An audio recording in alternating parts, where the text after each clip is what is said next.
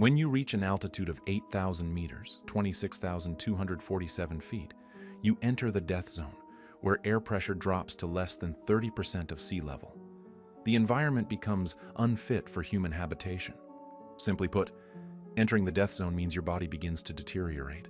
Without oxygen, cells cannot function, leading to a gradual shutdown as organs fail and oxygen-deprived cells die.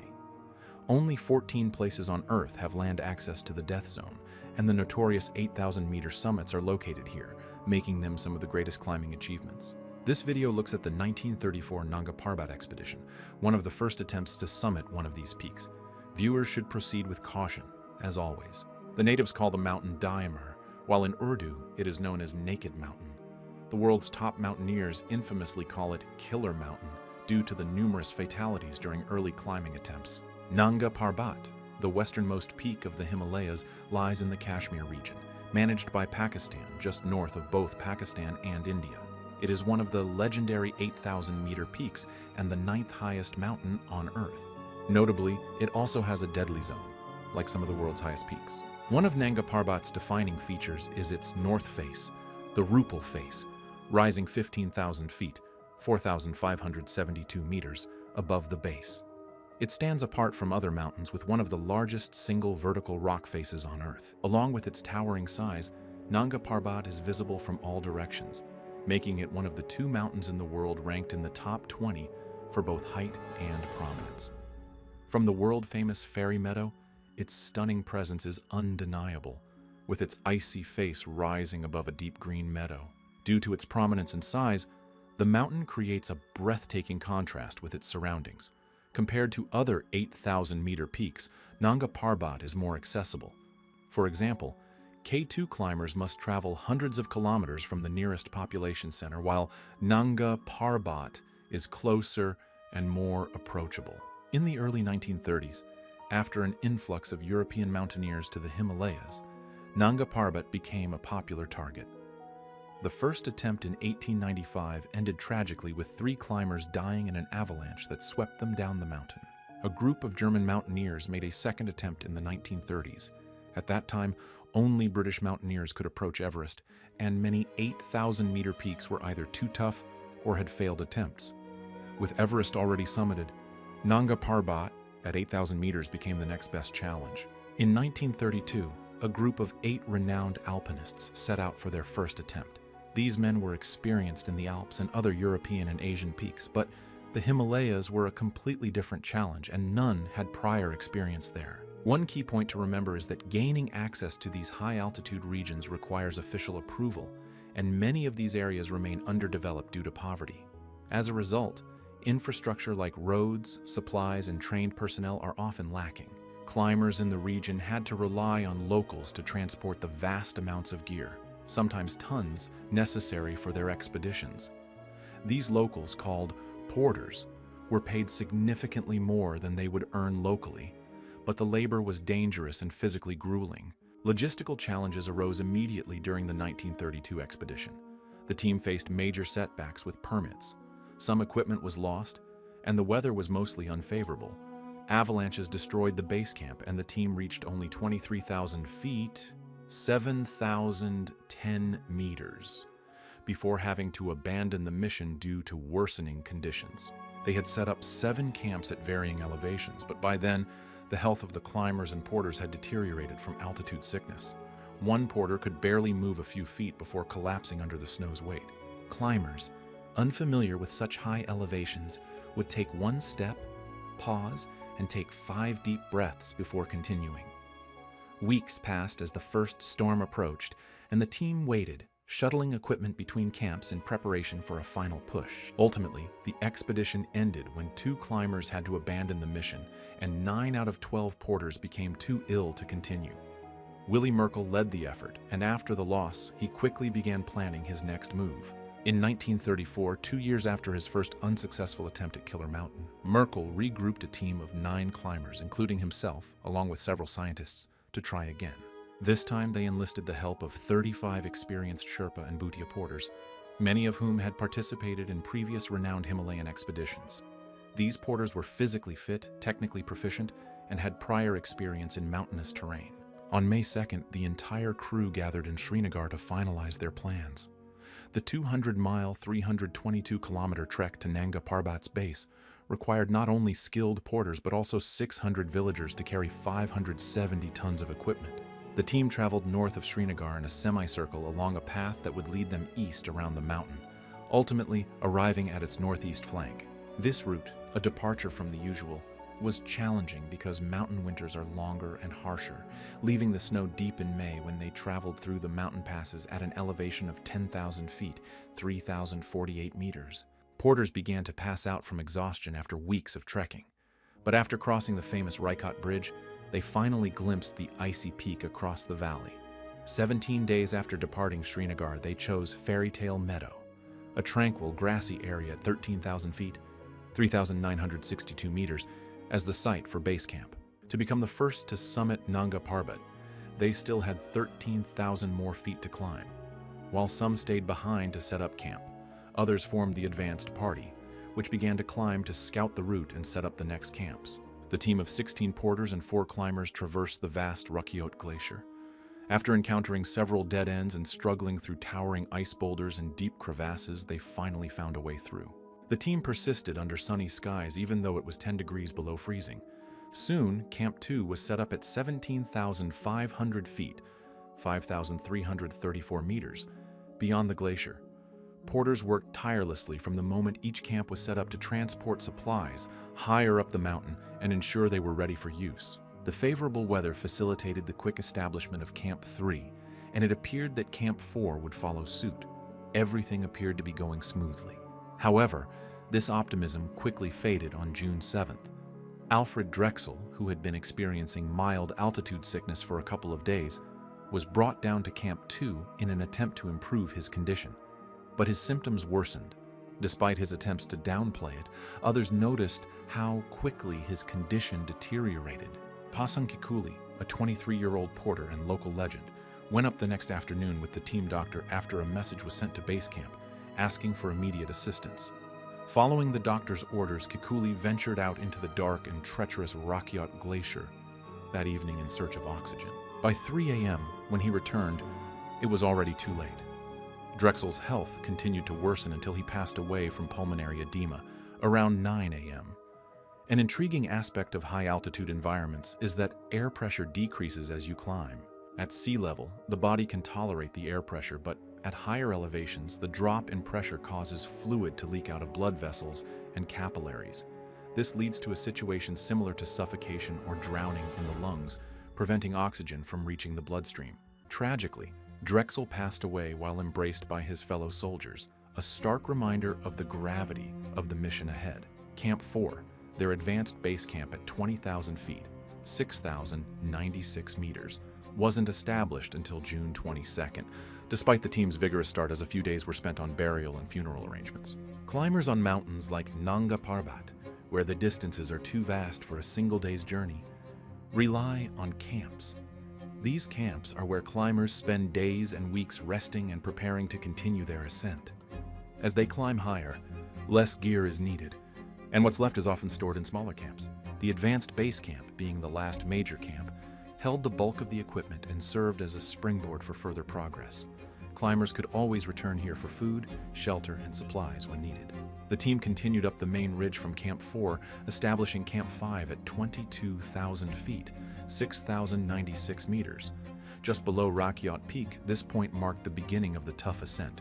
Their next challenge was to cut stairs into the ice to help porters ascend a dangerously steep ice slope. A slip here could send them plummeting thousands of feet. To mitigate the danger, they fastened ropes into the ice for extra safety. On July 1st, the advanced crew began cutting steps, placing pitons, and laying over 600 feet, 183 meters of rope up the slope. At this height, even at 16,000 feet, 4,879 meters, the air pressure is half what it is at sea level. The steep slopes made it feel as though the climbers were carrying more weight as they ascended, and they were often seen with heavy rucksacks. The crew spent the entire day preparing the route, even though it was only a few hundred vertical feet long. By the morning of July 4th, they began their ascent to Camp 6 at 22,800 feet, 6,949 meters. Despite the strong porters, the steep hill made this section difficult for everyone. They finally reached Camp 6, standing face to face with the breathtaking Rakiot face, 15,000 feet of sheer ice. The team predicted they would only need 3 or 4 more days to reach the summit, considering the excellent weather and their successful progress. As they ascended, the air grew thinner, and the men began to fall ill, nearing the death zone. 3 porters had to descend that day due to altitude sickness, and 2 more climbers had to be helped down the next morning. When they reached Camp 5, the climbers saw thick clouds blocking the view of the lower mountain. However, the sky remained clear above, and they hoped the storm wouldn't rise any higher. Their next goal was a long, undulating ridge from Rakiot Peak to the Silver Saddle at 23,500 feet, 7,163 meters. Halfway between Rakiot Peak and the summit, this U-shaped dip lay in their path. On Friday, July 6th, 5 European climbers and 11 porters began their climb up the icy ridge. Even some of the Europeans were struggling to breathe. As they reached the Silver Saddle, the wind began to pick up speed, likely from the storm forming below. A couple of the European climbers continued onward, searching for a better place to set up camp, more sheltered from the wind. It seemed they were just hours from the summit, sparking hope for a summit push the next day. But as night fell, the wind intensified, making it feel like a hurricane was approaching. The tent poles twisted and broke, and they couldn't even secure the tents due to the strength of the wind. Despite the harsh conditions, the men remained hopeful, and with a brief weather break, prepared for a summit push. Unfortunately, the storm worsened the next morning, as often happens in such environments. The guys had already decided there would be no try that day by that point. It was already dark outside by midday due to how severe the storm had gotten. Inside their tents, they were pleasantly comfortable thanks to the clothes they had on. Even though the weather outside was terrible, they had enough cold food to survive for at least 5 days, even though it was too cold to ignite the stove and make warm food. Nonetheless, the storm intensified throughout the day. Without a pause, they would gradually become immobile. Not moving and not eating hot meals makes it impossible to stay warm, no matter how much gear you have. Willie Merkel gave the order to return to Camp 4 at the crack of dawn the following day, which is now Sunday the 8th. So, the guys embarked on their journey despite the fact that visibility was reduced to just 30 feet, 9.14 meters, due to the blinding snow, intense cold, and hurricane-force gusts. The same thing happened this time. The group split in half. A group of 2 Europeans and 3 porters set out ahead to create footprints in the freshly fallen heavy snow. The remaining 3 European climbers and porters came next. To make sure that if someone fell, they wouldn't fall too far, one of these Europeans would go up the rear. Despite everyone's strength, they had to be extremely careful on the steep hills due to the wind and poor sight. An incident occurred where a porter was yanked from the steps beneath the Silver Saddle, and 2 other guys narrowly rescued him. Not only did this save his life, but it also kept him from bringing the rest of the team down with him. Regrettably, despite being apprehended, the sleeping bag he had fastened to him was ripped off as he tumbled. Because of this, they could all fit into a single bag. They had to get to camp by 4 or 5 that night. It was now vital. They need more than 1 sleeping bag to make it through the night. It's simply too cold for them. Without a doubt, a few of them would perish from the cold. The 2 men in front of the pack separated from their porters and drew nearer to each other as they approached the Silver Saddle. Their porters had to make lengthy and arduous diversions to regain their bearings because the wind washed away the paths they had established. Unroped, they may draw nearer and prevent them from taking needless detours. Finally, that day's twilight saw the 2 frontline European climbers, drenched in ice and fatigue, stumble into Camp 4. Even though their porters weren't actually there, they thought they were following closely behind, somewhat ahead of the second set. However, Group 2 was noticeably absent. The complete chain of events was not fully understood until decades later. This next section contains numerous moving parts, so you may find it challenging to follow. I've generally avoided mentioning names in the novel for this reason. The entire company turned around that morning at Camp 8, which was located immediately before the Silver Saddle.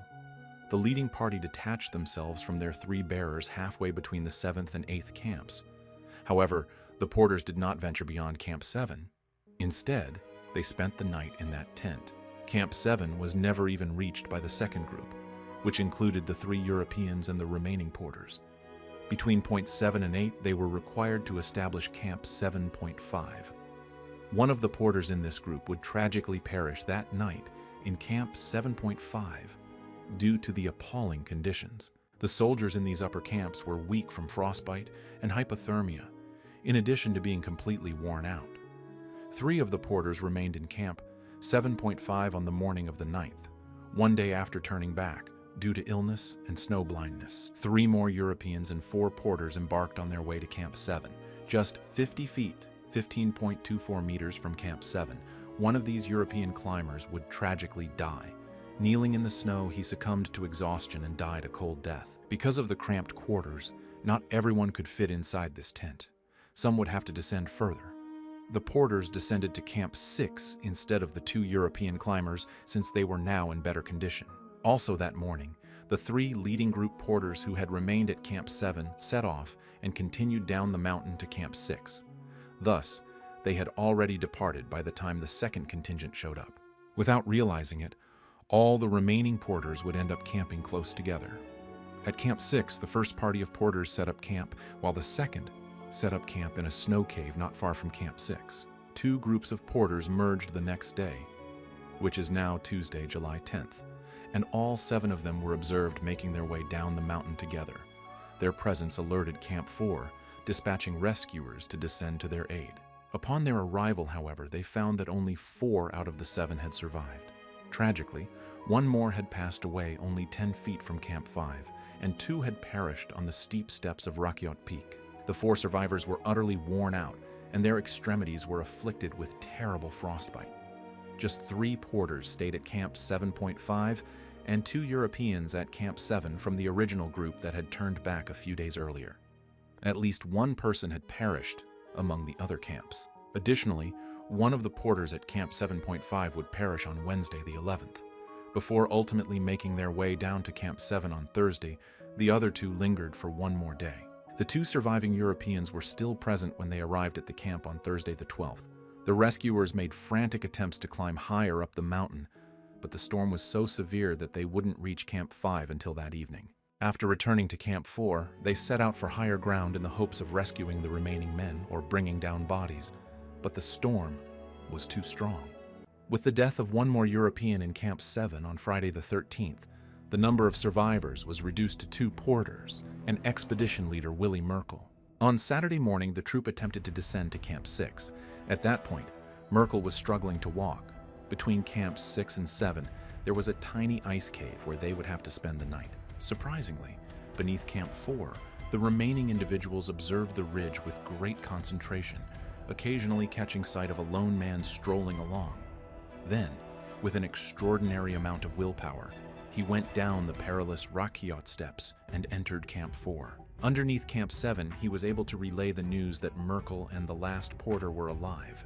Rescuers made frantic attempts to contact them on both Sunday, the 15th, and Monday, the 16th, but they couldn't go any higher since the storm was still raging and the freshly fallen snow was chest deep. The remains of Merkel were found close to the Rakyot steps once the storm had subsided. The body of his porter has remained undiscovered. His porter may have lived if he hadn't stopped to rescue Merkel, according to the rumor mill. In the end, though, he gave his life so that he might bring Merkel down with him. The climbing catastrophe on Nanga Parbat in 1934 killed 10 people in all. Alfred Drexel was the first to go down early on in the journey. 3 further Europeans and a grand total of 6 porters perished in the next storm. A man named Eng Sering was the only survivor. He fought the storm for more than a week before he eventually reached safety. The 2 guys who perished at his side probably lost the fight not long after he saved them. Every camp on Nanga Parbat had been evacuated by July 22nd. With regard to the 1934 Nanga Parbat tragedy, as Carl, Willie Merkel's brother, put it, "In the history of mountaineering, there has never been anything like the sheer prolonged agony." I really appreciate you taking the time to watch, and I hope to see you in the next one.